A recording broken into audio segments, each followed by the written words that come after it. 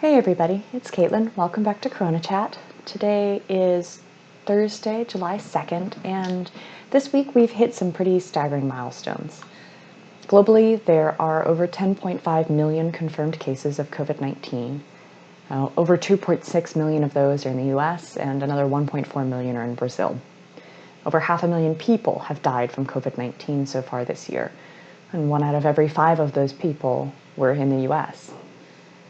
On Tuesday, the United States reported 44,766 new confirmed cases of coronavirus. Brazil reported 33,846.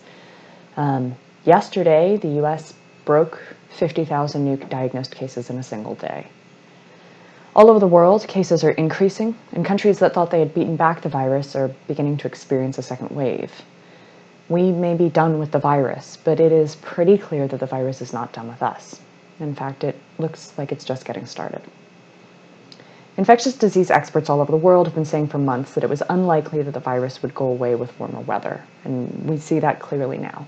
Within the United States, summer is in full swing, and the states with the fastest growing outbreaks are mostly in the South: Arizona, Florida, South Carolina, Mississippi, Louisiana, Texas. In my own state, North Carolina, we can see the exact point in the graph where the trends shifted and the outbreak took off. And within just a few days of the lifting of the stay-at-home order on May 8th. This isn't to say that we need to have mandatory quarantine forever, for everyone. But, this isn't politically feasible, and frankly, it won't work. But we as individuals need to step up and make better decisions, especially those of us that are young and healthy. And when I say young and healthy, I mean anybody who considers themselves young and healthy and therefore not in a high-risk group. And in particular, I'm talking to those of us in our 20s, 30s, and 40s.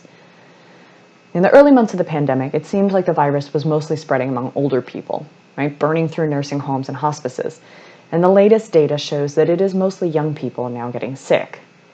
And as we've talked about before on CoronaChat, young people, again, saying that broadly as anybody who doesn't think of themselves as being in a high-risk group, you are not immune.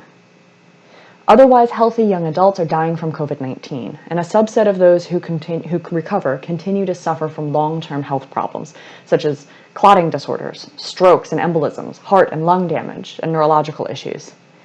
It's not yet clear how common this kind of long-term damage is, but preliminary studies from China suggest that it may be around 15 to 20% of recovered patients.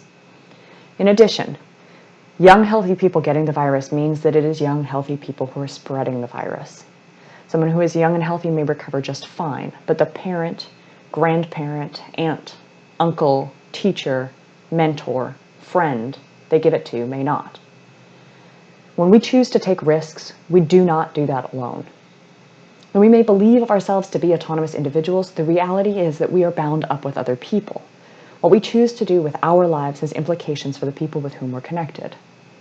In making the decision to take a risk, by going to a party, by going to the beach, by not wearing a mask, I need to weigh what that risk weighs for me. But I also need to weigh what it means for the other people in my life. If I get the Rona, it'll be miserable, and I probably will get better. But if I get the Rona and I give it to my partner, and he doesn't make it, is that something that I can live with? I know this is dark, but we need to face the facts.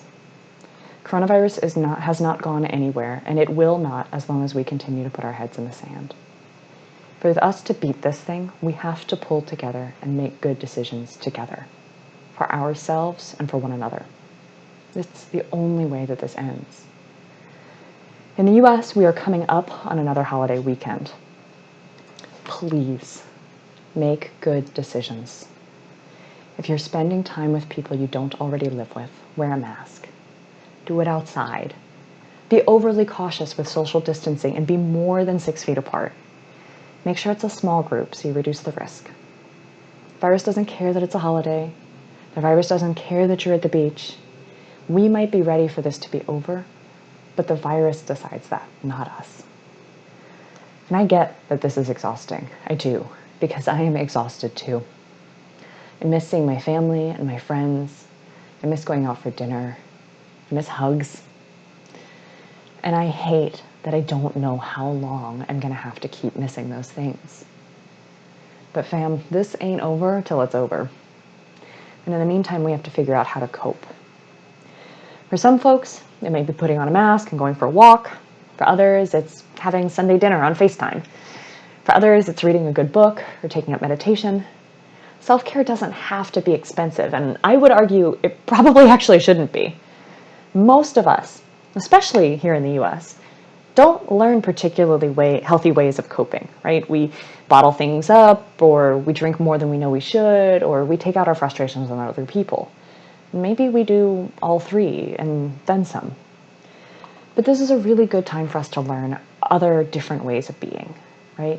So on the CoronaChat Facebook page, we're going to be posting more tips for taking care of yourself and learning new ways of coping in these hard times. So if you don't already follow our page, you can find us at www.facebook.com/Caitlin Rain Williams. That's CaitlinRainWilliams. And I'll drop the link down in the show notes.